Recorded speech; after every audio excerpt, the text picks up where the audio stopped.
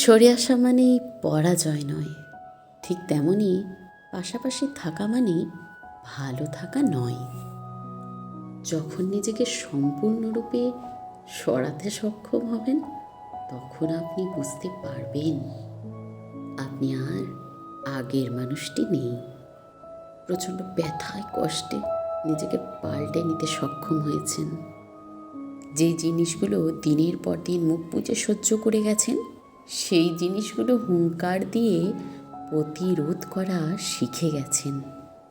না বলা যে কথাগুলো ক্ষতবিক্ষত করেছিল দিনের পর দিন, তা বলার শক্তি আপনি পেয়ে গেছেন। যে মানুষটিকে পাওয়ার জন্য আপনি যুদ্ধ করে গেছেন দিনের পর দিন, তার অবহেলা, অপমান, অভিনয়গুলো সহ্য করেছেন তাকে হারানোর ভয়ে, সেই আপনি তাকে স্বইচ্ছায় ছেড়ে দিতে সক্ষম হয়েছেন। আর এই আপনি অযথা কথা কাটাকাটির থেকে নীরবতাটাই বেছে নেবেন।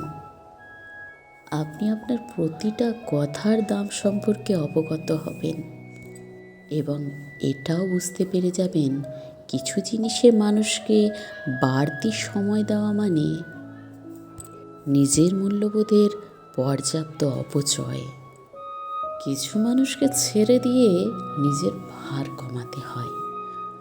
কিছু মানুষ আপনার সময়ের, আপনার প্রতীক্ষার, আপনার ভালোবাসা পাওয়ার যোগ্যতা হারিয়েছে বহু আগেই, কিন্তু সিদ্ধান্তে আসতে আপনার কিছুটা বেশি সময় লেগেছে, এই আর কি।